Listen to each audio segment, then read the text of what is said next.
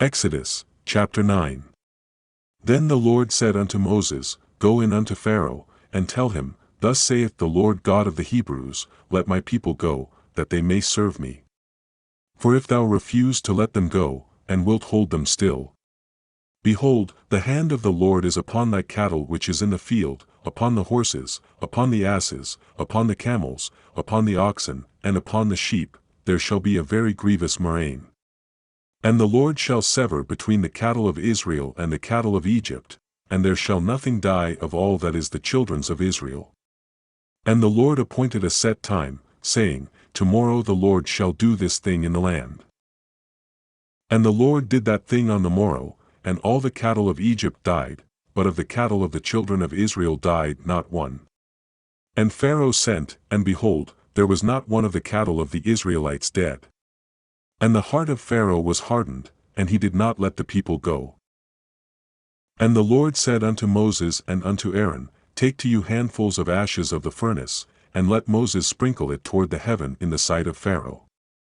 And it shall become small dust in all the land of Egypt, and shall be a boil breaking forth with blains upon man, and upon beast, throughout all the land of Egypt. And they took ashes of the furnace, and stood before Pharaoh, and Moses sprinkled it up toward heaven, and it became a boil breaking forth with blains upon man, and upon beast. And the magicians could not stand before Moses because of the boils, for the boil was upon the magicians, and upon all the Egyptians. And the Lord hardened the heart of Pharaoh, and he hearkened not unto them, as the Lord had spoken unto Moses.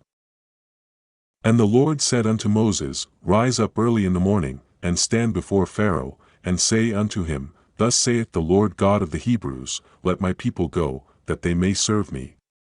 For I will at this time send all my plagues upon thine heart, and upon thy servants, and upon thy people, that thou mayest know that there is none like me in all the earth. For now I will stretch out my hand, that I may smite thee and thy people with pestilence, and thou shalt be cut off from the earth. And in very deed for this cause have I raised thee up, for to show in thee my power, and that my name may be declared throughout all the earth. As yet exaltest thou thyself against my people, that thou wilt not let them go. Behold, tomorrow about this time, I will cause it to rain a very grievous hail, such as hath not been in Egypt since the foundation thereof even until now. Send therefore now, and gather thy cattle, and all that thou hast in the field, for upon every man and beast which shall be found in the field, and shall not be brought home, the hail shall come down upon them, and they shall die. He that feared the word of the Lord among the servants of Pharaoh, made his servants and his cattle flee into the houses. And he that regarded not the word of the Lord left his servants and his cattle in the field. And the Lord said unto Moses, Stretch forth thine hand toward heaven, that there may be hail in all the land of Egypt, upon man, and upon beast, and upon every herb of the field, throughout the land of Egypt.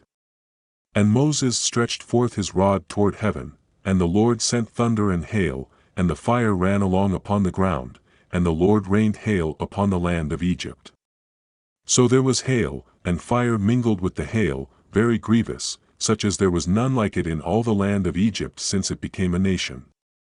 And the hail smote throughout all the land of Egypt all that was in the field, both man and beast, and the hail smote every herb of the field, and brake every tree of the field.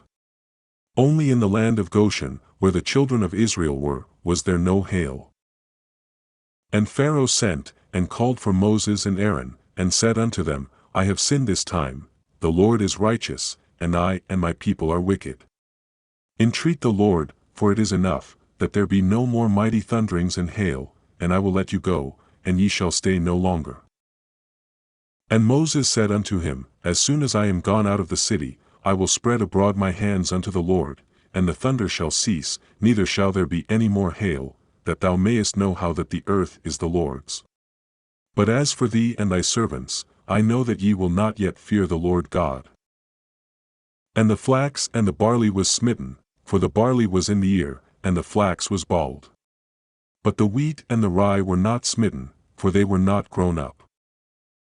And Moses went out of the city from Pharaoh, and spread abroad his hands unto the Lord, and the thunders and hail ceased, and the rain was not poured upon the earth. And when Pharaoh saw that the rain and the hail and the thunders were ceased, he sinned yet more, and hardened his heart, he and his servants. And the heart of Pharaoh was hardened, neither would he let the children of Israel go, as the Lord had spoken by Moses.